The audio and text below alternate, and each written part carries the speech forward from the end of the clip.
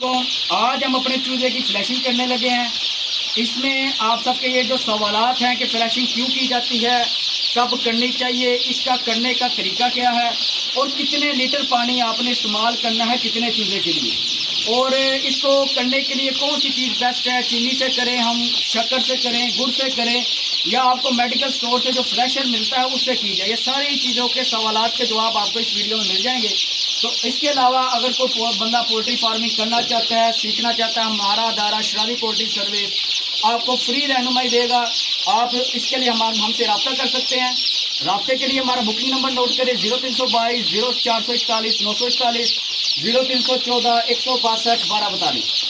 चले अपने टॉपिक की तरफ आते हैं कि सबसे पहले कि फ्लैशिंग क्यों की जाती है। आपको सबसे पहले बताता चलूँ, फ्लैशिंग कराने का मकसद ये होता है कि चूजे के अंदर एक कुदरती तौर पे इसके कहने अंदर मकसद ना पोटे के अंदर कुदरती तौर पे जर्दी होती है जो इसको यूटिलाइज करता है, खाता है। अगर तो चूजा लेट को 2-3 दिन भी ना कुछ खाए तो ये जिंदा रह सकता है उस चीज़ को यूज़ करते हुए। तो फ्लैशिंग करने का मकसद ये होता है कि आप मीठा पानी दें तो इसके अंदर जो इसका मैदा है ना वो एक मरतबा वाश हो जाए, ये फीड खाए और इसका फीड का निज़ाम हज़म का जो सिस्टम होता है वो शुरू हो सके। जो सवाल है वो ये है कि फ्लैशिंग कब करनी चाहिए। हम जो यूज़ करते हैं, हम चूज़ा डालते हैं 4-4, 5-5 हज़ार, तो हम जो रिकमेंड करते हैं हमारे लिहाज से चूज़े को तीसरे दिन फ्लैशिंग करनी चाहिए।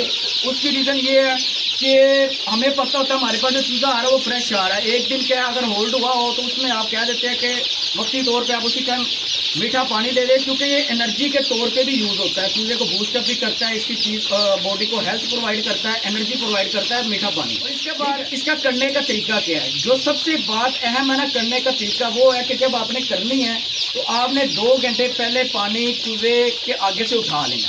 ठीक है, तीसरे दिन मतलब आपने सुबह सुबह 6 बजे 7 बजे आप चूज़े का पानी आगे से उठा लें। ठीक है, उसके बाद आपने 2 घंटे के बाद पानी आपने चूज़े के आगे रख देना।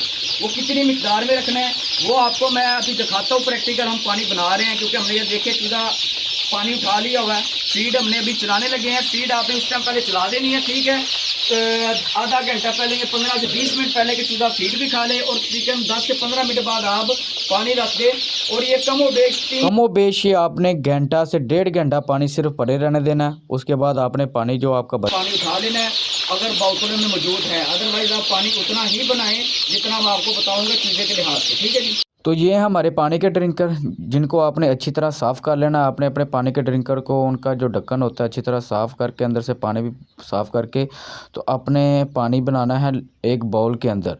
ठीक है, एक टब ले लेना या बाल्टी ले लेनी जिससे हमने ये ली है। ठीक है, आपने लीटर के हिसाब से पानी बनाना है। आपने देखना आपका चिक्स की तादाद कितनी है, आपका चूज़ा कितने लीटर पानी पीता है। ठीक है, अगर 100-200 है तो आप 2 लीटर चूज़ा पानी बना सकते हैं। जैसे कि हमारा 3500 चूज़ा था तो हम 30 लीटर पानी बना रहे हैं। ठीक है, ये हमने 30 लीटर पानी 2 जगहों पे डाल के आपने इस तरह 100 ग्राम 1 लीटर पानी के हिसाब से चीनी डालनी है। 100 ग्राम 1 लीटर के हिसाब से। ठीक है, हमारी 3 किलो चीनी है, 30 लीटर पानी था। ये हमने उसके अंदर थोड़ी थोड़ी डाल के अच्छी तरह मिक्स करनी है।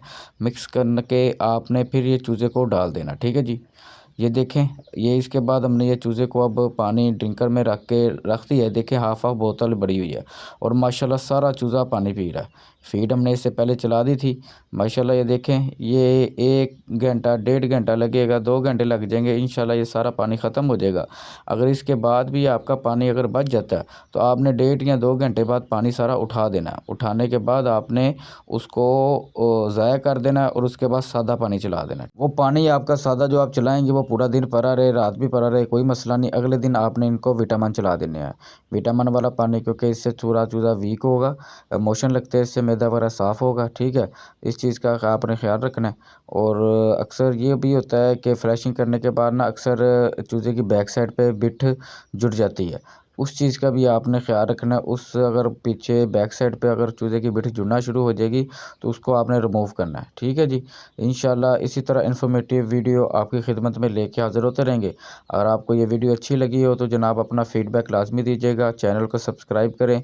इंशाल्लाह इसी तरह इन्फॉर्मेटिव वीडियो जिसमें आपको प्रैक्टिकल वे में हम पोल्ट्री फार्मिंग करना सिखाएँगे, शाज़ी पोल्ट्री सर्विस। मिलते हैं नेक्स्ट वीडियो में, तब तक के लिए अल्लाह हाफ़िज़।